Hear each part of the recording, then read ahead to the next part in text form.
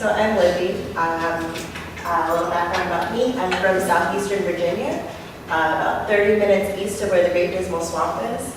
I mention that because it's a big part of why I do the research that I do. The Great Dismal Swamp was a mecca for fugitive slaves running away from slavery, running north. And I spent a good amount of my childhood in that swamp and never heard any of those stories, never knew anything about that facet. A little background about me. I'm from southeastern Virginia, about 30 minutes east of where the Great Dismal Swamp is. I mention that because it's a big part of why I do the research that I do. The Great Dismal Swamp was a mecca for fugitive slaves running away from slavery, running north. And I spent a good amount of my childhood in that swamp and never heard any of those stories, never knew anything about that facet of history. And it really got me going, got me thinking about all of those stories of Black towns and Black communities that were started before the Civil War, during the Civil War, after the Civil War, that we don't hear anything about. My background is in community-based design, it's in world history, and theater, and it's in children's literature. And I went to graduate school for architecture and city planning, and it was the kind of thing where I was looking around and I was doing all this research and just realizing there is, or not realizing, but kind of coming back in touch with the history of Black placemaking, the history of Black towns, and what that has looked like across time. So I'm skipping through all of my notes. I'm ignoring them. I wrote them down and didn't even use them. But so I wanted to, as I was going through undergrad, I wanted to start studying those towns and getting a feel for what it looks like, what it means when Black communities are making and keeping spaces for themselves. It's not something that they talk about in architecture school. It's not something that they talk about in city planning classes. So it became an exercise for me in finding this history and reclaiming it. So a large part of the reason why, what I was trying to say is, it's painfully clear that the only narrative of Black people and space that we get in history books and classes and all the design classes that I took was going to be, passing references to the trauma that Black communities continually face when it comes to design. At every turn of American history, Black people have been systematically oppressed and terrorized by design. And I don't say that to be dramatic, I mean it very literally. The professions that I chose to study in graduate school are explicitly responsible for the displacement of communities of color over and over and over again. And it's not something that those professions are wanting to take responsibility for. It's not something that they acknowledge.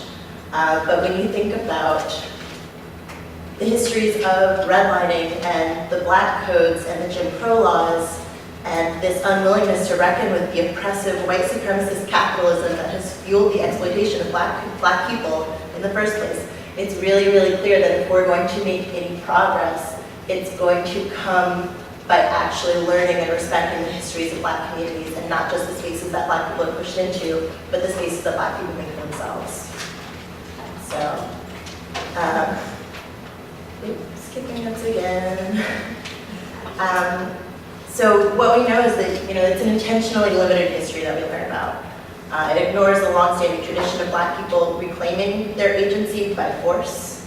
In Black communities across the country, people have been self-organizing to build these independent communities for almost 400 years. My research focuses on those narratives of agency. It works towards understanding what happens when design and planning are done in the service of and not in spite of Black people.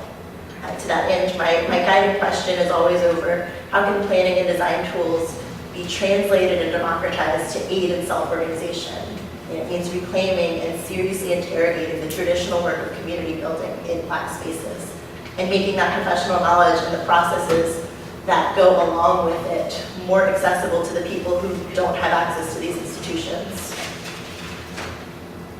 So, when we look back at where we are now, it's 2019, we're at the 400th anniversary of the first enslaved Africans being forced to come to America, about 20 minutes away from where I grew up in Virginia, Jamestown. And I'm skipping notes again.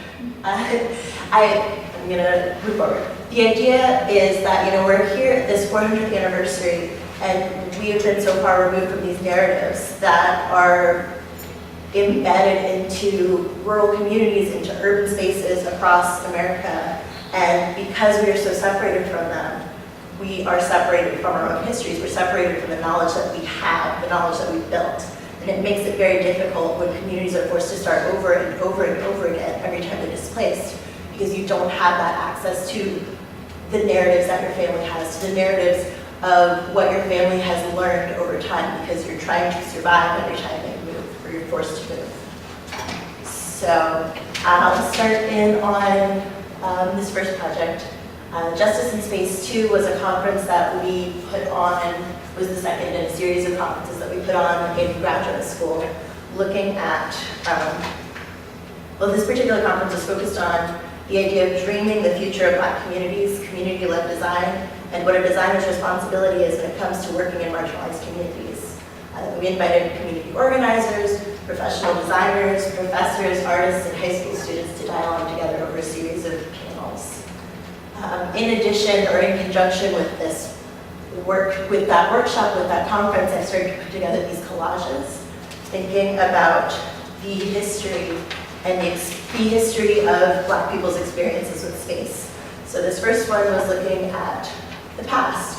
I was trying to think of moments during the Reconstruction and the Civil Rights era, and moving forward, these moments of trauma you think about the Green Book and how Black people had to come up with a series of booklets that gave them literal safe havens along highways. If you're traveling down the highway, you can't stop at any restaurant, just any restaurant, to get food or to use the restroom or to do, whatever basic things that you need to do when you're driving. And the ingenuity that goes along with making a plan, making a map for yourself and for your community.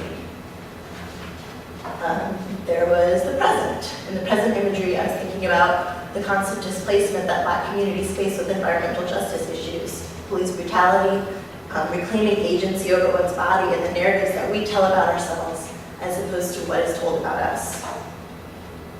In the future imagery, I wanted the images and the artwork that were conveyed to, or that were chosen to convey joy and a sense of flight, a sense of flying, and a sense of longing. So things that feel familiar but are intangible. As the next part of that conference, or as the following section of it, we started working with the North Philly Peace Park in Philadelphia. This was taking place in Philadelphia. The North Philly Peace Park is an urban farm that's located very, very close to Temple University, a neighborhood that is experiencing heavy gentrification right now. So the North Philly Peace Park, can you see the mouse? You can see the mouse. The North Philly Peace Park is here. Originally they were right around here, and these were a series of really, really tall public housing towers that were demolished in the spring of 2016, which displaced the urban farm, which had set up its mission to be a Black-run space that was feeding their neighborhood. After they were displaced, they started negotiating with, I'm skipping forward. I'll talk about that in a second. So yes, the city of Philadelphia demolished those towers to start building mixed income housing. So they displaced hundreds of people in the matter of a couple of days. This neighborhood, as I was saying, is undergoing a lot of heavy gentrification. It's being hollowed out essentially. There are houses being knocked down in every block, and a lot of them are left half standing. It's unfinished demolished. It's unfinished destruction. So people walk by these houses, and it's like missing teeth. It's like doll houses that are halfway open. You can still see toys, you can see birthday banners, you can see things that people left behind as they were displaced. So what we started to think about with them was, well, the Peace Park started negotiating with the city to be able to occupy another lot, the other lot that I circled, to occupy that space and start growing food again and to keep running the children's programming that they produce. And so where my classmates and I came in was that we were sitting down and working through the design of a farm. What was the most, kind of the nitty-gritty of like, all right, well, what's an efficient way to do it? But also, how can we work together and do some teach-ins and do some workshops with the younger kids that you're working with the volunteers on the farm, to really come up with a space that feels beautiful and dignified in the neighborhood in a space where people are being displaced every day. So there's going to be a lot of photos of us all like generically pointing at things. These are action shots, but it all feels very generic when you're looking at them. Everyone's always serious, you have a pencil in your hair. But over the course of a few weeks, over that summer, we came up with a new design plan. We managed to convince this very, very random lot to give us a bunch of their tires. We were working on a very small budget, and we redesigned this abandoned lot. We built out this path. We, through this series of design charrettes with students, we came up with the idea of Imagination Land, which was going to be a playground in the middle of it, which is my favorite part of it. And we started designing different levels of gardening for people to participate in.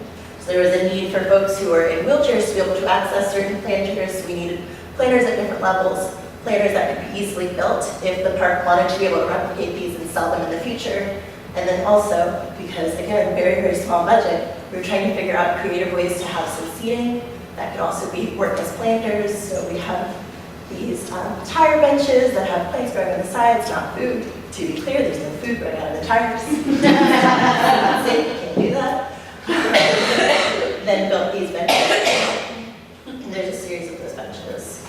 And then going into phase 2 of this project, we started to think about building a workshop space. Or, I always have to be very careful about saying that. I'm not a licensed architect, so I could not build this. But what we were able to do was work with them to design a feasibility plan, to give them a set of very clear drawings that they could take to an architect and not have someone talk down on them, to not have someone talk over them and say, no, we know what we want. We've designed the space, we have it, we know what's possible in this land, we know what we can do within zoning, we know, all of those very, very specific things that come into it. But when we were doing these workshops, we were also thinking about the histories of Black design, the histories of various African communities and their histories of design. This is a very Afrocentric park, and so that was very important to the identity. And then also looking at the histories of Southern Black design. So we were sitting down with different students, sitting down with different volunteers again, and running, my voice is shaking so much, and running through all of these sorts of charrettes and research projects together. And so through that process, what we came up with is the idea of a design that people have agency over, as opposed to that design controlling them. So it's built, the idea is that it's built on a series of sliding doors. You can make all of these 3 little sheds operate as independent sheds, or you can open up all of the doors and have them operate as one continuous space. But that's also a trick to get through zoning, so that way you don't have to classify it as a larger building if they're all operating as independent sheds. Way less oversight. And it's also designed to be essentially a 2.5 to 3 season shed where you don't need to pay for installation, you don't need to pay for air conditioning, you don't need to pay for heating. It's going to get cold in the wintertime when you try to use it. But when you're working with very, very limited resources, it doesn't make sense to design a really high-tech building that people can't support. So this was the design. The idea being that there would be a vertical growing space, that there would be some nice wisteria covered awnings, and when those gates open up, there's also these sorts of patio spaces that become activated. Okay, I'm gonna grab my water real quick. So at the same time that I was working on the urban farm project, right around the corner was the Community Futures Lab, which was explicitly an art project. I skipped a lot of these pages. That's fine. But I was working at the Community Futures Lab, which was explicitly an art space that was run around trying to capture as many of the narratives, capture is a weird word, trying to interview and collect the oral histories of the neighborhood as people were being displaced, before people were being displaced. We sat down and we were interviewing anyone who would come and talk to us about what their life has been like in Sharswood. And then as part of our weekly workshops, I started doing this mapping exercise where you sit down and really talk through just like guided questions with a group of people. You know, what is your experience in this neighborhood? How do you tie that to a specific block? How do you tie that to a specific street? Where are moments of joy that happen? Where are moments of like fear or and then seeing how it's an exciting thing to do with a group of people because they start to see how their experiences layer on top of each other.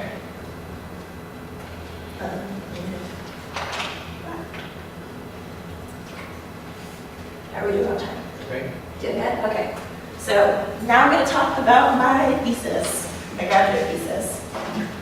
It was the joint thesis between the Architecture and City Planning Department, which led to a lot of complications. It also led to a very, very unwieldingly, an absurdly large project that I was working on. So I'm going to try to very much simplify what this was. There's going to be a lot of drawings that are missing, a lot of background that's missing, but just trying to get a basic idea of what's going on. And it's coming back to the history of Black towns and trying to recover that history of Black towns. The basic methodology for it was I picked essentially 6 towns to focus on across the South.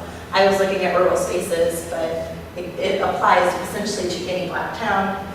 But building a historical foundation for that research, assessing and cataloging the tactics that they used to create that town, assessing whatever obstacles, and trying to figure out how to simplify that into a way that you could compare it across the board for all of these towns. So I was focusing particularly on Bayview, Virginia, which is, again, about 30 minutes away from where I grew up. It's on the eastern shore of Virginia, which is a little sliver of land that's going to disappear in the next 60 years or so as flooding happens, as sea level rise happens. And looking at Rosewood, Eatonville, and Mitchellville. Mitchellville is also the Port Royal experiment in South Carolina. Essentially, each of these towns were picked because they fit into either, I'm going to go back to my notes to make sure that I'm not missing all of the important details for this. Okay, so I picked case studies that were organized into 4 basic categories. So the first being pre-Civil War towns, which largely functioned as integrated company towns that became Black after an economic crisis, mid-Civil War towns that operated as sanctioned experiments, allowing Black people, allowing them to have control over their community structure, governance and economy. So when we're thinking about those towns, we're thinking about Mitchellville, we're thinking about Davis Bend, and then post-war towns that were started as Black people saved enough money in the Reconstruction to actually purchase plots of land for themselves and self-segregate away from the dangers of being near white society at that time. So when you're thinking of those towns, you're thinking of Rosewood and Mount Bayou. Rosewood no longer exists. There was a massacre. The KKK burned that town to the ground in 1923.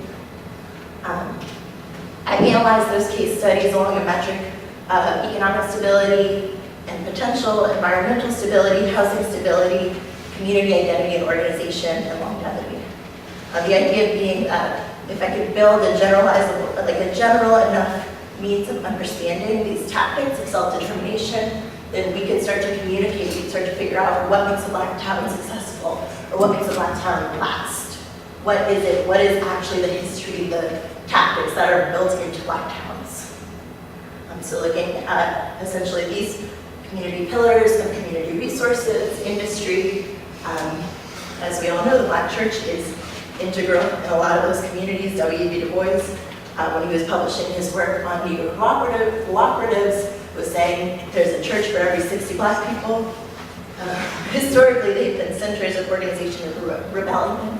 I think that now you can also start to think about community centers as fitting into that role. And then looking at education and housing.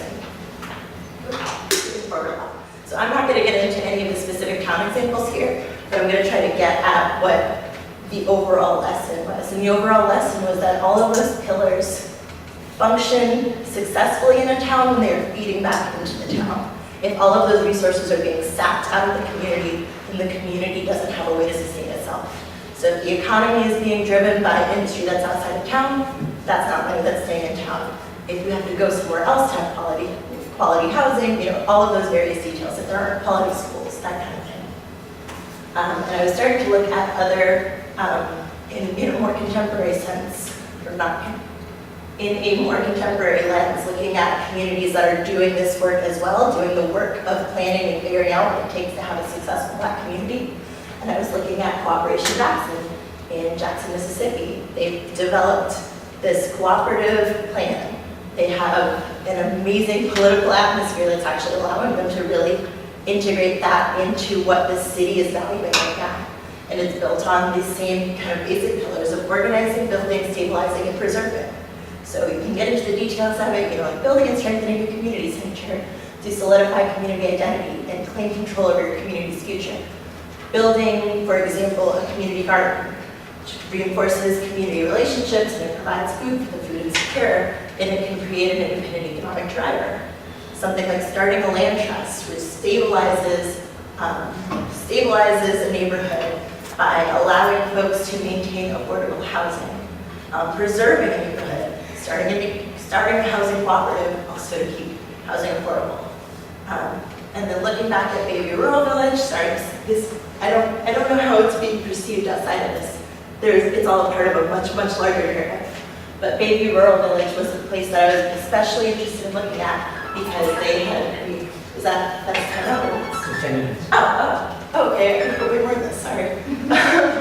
But so Baby Rural Village is an especially interesting community to look at because in 2003, essentially, it's a centuries-old town.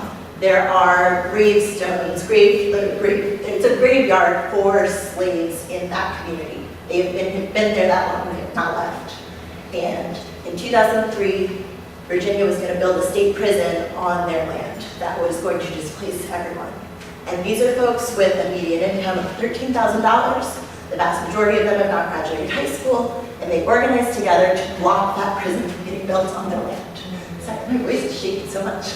But it's a really, really powerful example of what can be accomplished when a community organizes together, works together, and also intentionally plans for their future. So they brought in a Black designer. That designer is now the mayor of García, is now the head of city planning in Detroit. They brought him in and they said, you're going to design the future of you're going to help us design the future of our community. And he designed it along these four basic principles. Organizing the community. They fought the prison, they organized, they got funding to be able to purchase the land under their houses.